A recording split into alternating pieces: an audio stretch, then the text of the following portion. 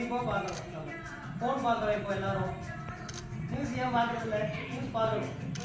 காலையில் ஸ்கூலுக்கு போகிறதுக்கு முன்னாடி 5 நிமிஷம் நியூஸ் பார்க்கலாம், தவறு கிடையாது. வீடியோ போட்டோ எடுத்து வச்சுருக்கேன். ஒரு சட்டம் இருக்குது. என்ன சட்டம் இருக்குன்னு தெரியுமா உங்களுக்கு?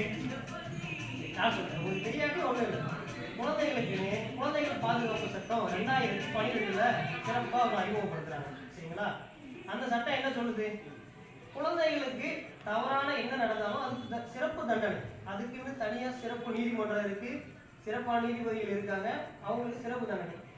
இப்போ நீங்க ரீசெண்டா நம்ம எல்லாரும் பார்க்குறோம் 2 வயசு குழந்தை கற்பழிப்பு, 2 வயசு குழந்தைகள் கற்பழிப்பு, 60 வயசு மூதாட்டி பாலியல் தொல்லை, இதை பத்தி நம்ம ரொம்ப இன்னைக்கு ஃபேஸ் பண்ணிட்டு இருக்கோம். இன்னைக்கு ரீசெண்டா ஒரு சர்வே என்ன சொல்லுதுன்னா, அதாவது குற்றங்கள்லேயே அதிக குற்றம் இன்னைக்கு பாலியல் குற்றம் தான் அதிகமாக போய்கிட்டு இருக்கு. பாலியல் குற்றம், போதை குற்றம், இதை மாதிரி மோசடி குற்றம், இதுதான் இன்னைக்கு அதிகமான குற்றமா போய்கிட்டு இருக்கு.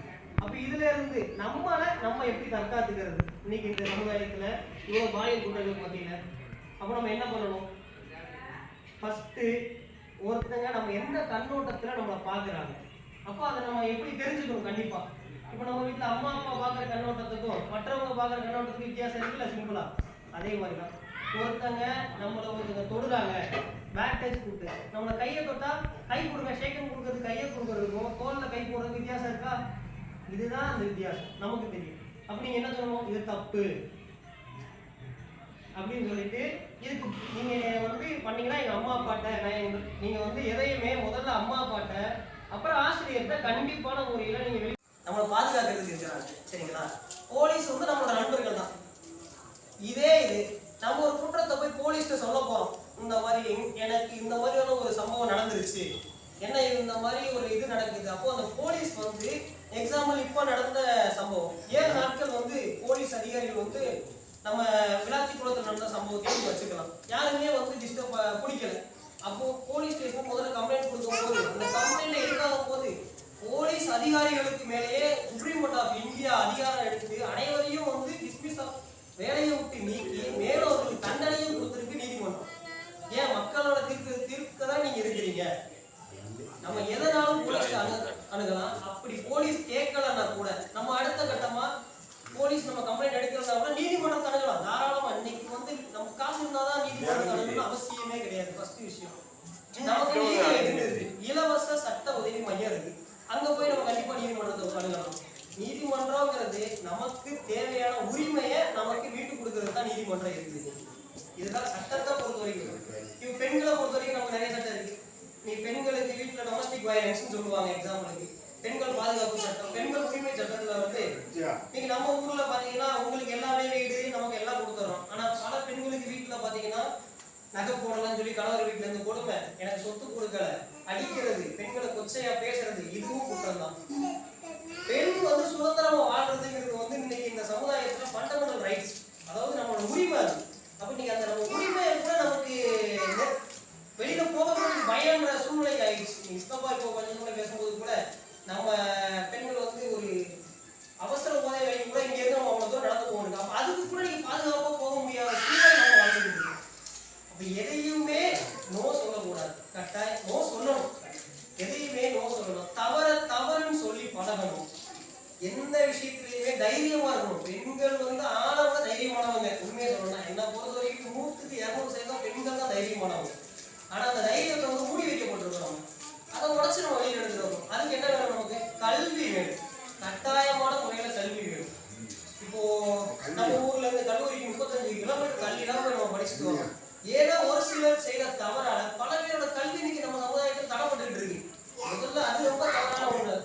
கண்டிப்பான முறையில பெண்களுக்கு கல்வி இருந்தா மட்டும்தான் நம்ம அந்த ஒரு பையனா இன்னைக்கு வக்கீலா இருக்கிறத விட ஒரு பெண் வக்கீலா இருந்தானா அந்த குடும்பம் மட்டும் அந்த சமுதாயத்துக்கான வளர்ச்சி கட்டாயமா இருக்கு. அது எத்தனையோ பெண் வளர்ந்தவர்கள் பெரிய பெரிய சீனியரா இருந்து நீதிபதிகளா இருக்கிறது நான் என்னால பாக்குறேன்.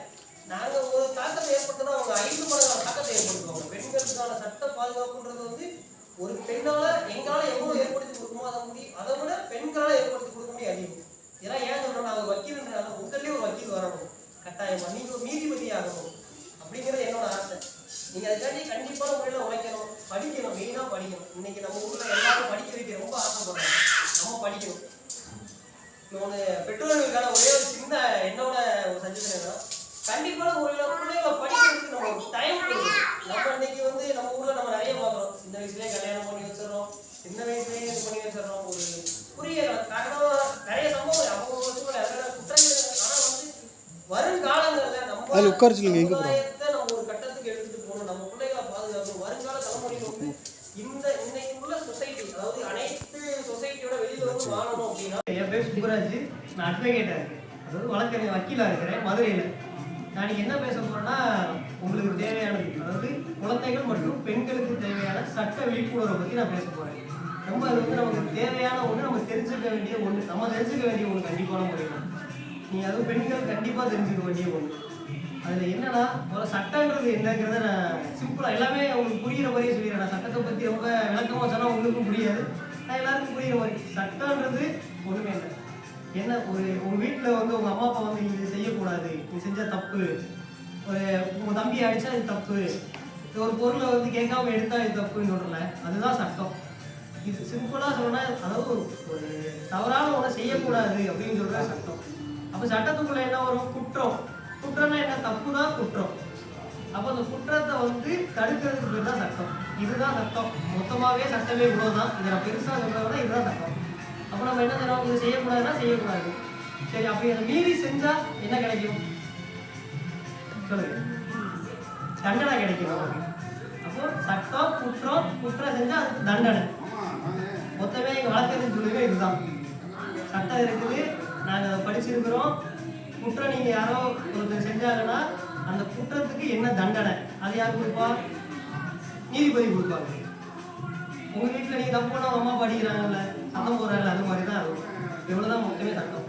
சரி, இது கடந்து உங்களுக்கு இதை பற்றி வேறு சந்தேகம் இருக்கா? இருந்தால் நீங்கள் உங்களுக்கு சந்தேகம் என்ன இருந்தாலும் யாருனாலும் நீங்கள் கேட்கலாம், சரிங்களா? அதுவும் தைரியமாக எதனாலும் ஃபேஸ் பண்ண, சந்தேகம் கேட்க தயங்கவே பண்ணக்கூடாது. இன்னொன்று, நான் எது தவறாக பேசினாலும் இது தவறுன்னு சொல்லலாம், எனக்கு தெரியாது உங்களுக்கு தெரிஞ்சிருக்கலாம், அதனால் தாராளமாக சொல்லலாம், சரிங்களா? அப்புறம் இப்போ நம்ம அடுத்த கட்டமாக குழந்தைகளுக்கானதுக்கு ஃபஸ்ட்டு வரேன். நம்ம குழந்தைங்கலாம் என்ன பண்ணணும்? படிக்கணும், அம்மா அப்பா சொல்கிறத கேட்கணும், பொறுப்பாக இருக்கணும். அப்போது இப்போ நீங்கள் நியூஸ்லாம் பார்ப்பீங்களா? இப்போ ரீசெண்டாக நியூஸ் எல்லாம் பார்க்குறது இல்லை. நியூஸ் கண்டிப்பாக பார்க்கணும். நம்ம ஃபோன் பார்க்குறோம் இப்போ எல்லாரும். நியூஸ் ஏன் பார்க்குறது இல்லை? நியூஸ் பார்க்கணும். காலையில் ஸ்கூலுக்கு போகிறதுக்கு முன்னாடி 5 நிமிஷம் நியூஸ் பார்க்கலாம், தவறு கிடையாது, சரிங்களா? குழந்தைகளுக்குன்னு ஒரு சட்டம் இருக்குது. என்ன சட்டம் இருக்குன்னு தெரியுமா உங்களுக்கு? சரி, நான் சொல்கிறேன், உங்களுக்கு தெரியாட்டி ஒன்றும் இல்லை. குழந்தைகளுக்குன்னு குழந்தைகள் பாதுகாப்பு சட்டம் 2012 சிறப்பாக அவங்க அறிமுகப்படுத்துகிறாங்க, சரிங்களா?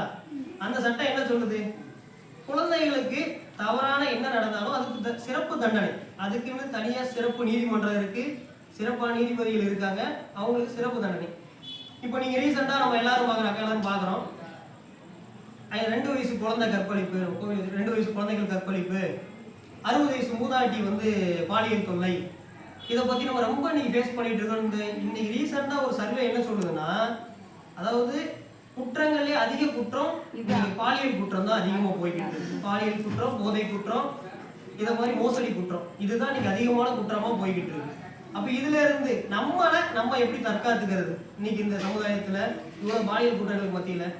அப்போ நம்ம என்ன பண்ணணும்? ஃபஸ்ட்டு ஒருத்தங்க நம்ம எந்த கண்ணோட்டத்தில் நம்மளை பார்க்குறாங்க, அப்போ அதை நம்ம எப்படி தெரிஞ்சுக்கணும்? கண்டிப்பாக இப்போ நம்ம வீட்டில் அம்மா அப்பா பார்க்குற கண்ணோட்டத்துக்கும் மற்றவங்க பார்க்குற கண்ணோட்டத்துக்கும் வித்தியாசம் இருக்குல்ல, சிம்பிளாக. அதே மாதிரி தான் ஒருத்தங்க தொடுறாங்க, பேக் டச் கூட்டு, நம்மளை கையை தொட்டால் கை கொடுங்க, ஷேக்கன் கொடுக்குறது, கையை கொடுக்குறதுக்கும் தோளில் கை போடுறதுக்கு வித்தியாசம் இருக்கா? இதுதான் அந்த வித்தியாசம், நமக்கு தெரியும். அப்படி நீங்க என்ன சொல்லணும்? இது தப்பு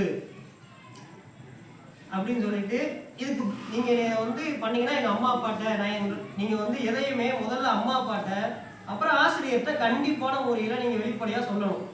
இது மாதிரி தவறா ஒன்று நடக்குது, எனக்கு உங்க ஃப்ரெண்டா இருக்கலாம், பையனா இருக்கலாம், தவறான முறையில் என்னை தொடுறான், என்னை அழுகுறான் அப்படின்னு சொல்லி நீங்க சொல்லணும். கண்டிப்பா எதுவுமே பிரச்சனைகளை பெண்கள் முதல்ல மூடி வைக்க கூடாது. கண்டிப்பா பிரச்சனைகளை வெளியில கொண்டு வந்து பேசணும், அது ரொம்ப முக்கியம் உங்களுக்கு. அதுவும் நீங்க இந்த வயசுலயே பேசணுங்கிறது கட்டாயம். இன்னைக்கு நம்ம சமுதாயம், இன்னைக்கு சொசைட்டி, நம்ம சமுதாயம் அப்படி இருக்குது. அதுவும் நம்மளாம் எந்த வயசு, நம்ம சமுதாயத்தை சார்ந்து வந்தவங்க, நம்ம ஆன்மீகத்தையும் இறையாண்மையும் அதிகமாக மதிக்கிறவங்க. அதாவது எக்ஸாம்பிளுக்கு சொன்னா, நீங்க எத்தனை வீட்டில் எத்தனை பிள்ளைங்க வந்து சாயங்காலம் வீடு தண்ணி தெளிச்சு விளக்கு பொறுத்துறாங்கன்ற எண்ணிக்கை இன்னைக்கு குறைஞ்சிருச்சு ரொம்ப. அதெல்லாம் கட்டாயங்கிறத விட வாழ்வியலை நம்ம கரெக்டாக பாதுகாத்து கொண்டு போகிறதுக்கான ஒன்று. நமக்கு பக்தி இருக்கும்போது தான் நமக்கு பயம் இருக்கும். பயம் இருந்தால் தான் தப்பு பண்ண மாட்டோம். தப்பு பண்ணால் தான் குற்றம் இருக்காது. குற்றம் இல்லைன்னா தான் சட்டத்துக்கு வேலை இருக்காது. இதுதான் ஒன்று, வேற ஒன்றுமே இல்லை. சட்டன்றது வந்து நமக்கான பாதுகாப்பு. சட்டம் வந்து பயமே கிடையாது. எல்லாரும் என்ன நினைக்கிறாங்கன்னா, எத்தனை பேர் இன்னைக்கு நம்ம ஊர்ல போலீஸ் ஸ்டேஷன் போறதுக்கு பயப்படுறாங்க சொல்லுங்க? யாருமே போறதில்ல. ஆனா அவ்வளோ இன்னைக்கு நம்ம ஊர்ல நிறைய தவறுகள் நடக்குது. இன்னைக்கு யாருமே போறதில்லை. நம்ம ஊர் அப்படி இருந்த ஊர்ல இன்னைக்கு எனக்கு காது பட இப்போ 2 நிமிஷம் பேசிட்டு வரேன், இன்னைக்கு இவ்வளவு பேர் கஞ்சா விற்கிறாங்க. அதனால என்ன ஆகும்? அடுத்த கட்டமா அவன் என்ன பண்ணுவான்? பெண்களை தான் அடுத்த கட்டமா என்ன பண்ணுவான்? செயின் பறிப்பான். அது குற்றம். சரிங்களா? அடுத்து என்ன பண்ணுவான்? தொந்தரவு பண்ணுவாங்க, பெண்களை அவதூறா பேசுவாங்க, இடைஞ்சல் பண்ணுவாங்க. அப்ப இது எல்லாமே எங்க இருந்து ஆரம்பிக்குது? நம்மளோட அறியாமையில இருந்து தான் ஆரம்பிக்குது. இதுதான் ஃபர்ஸ்ட் ஆஃப் ஆல் நடக்குது. இதெல்லாம் நீங்க இந்த விஷயத்தை தடுக்கிறது என்ன பண்ணணும்? ஃபர்ஸ்ட் படிக்கணும், ஒழுக்கத்தை கடைபிடிக்கணும், பக்தியவும் கடைபிடிக்கணும். இது கண்டிப்பான முக்கியமான தேவை. சரிங்களா? யாராவது உங்களுக்கு சந்தேகம் இருக்கா? நல்லா கேட்குறீங்க. நீங்க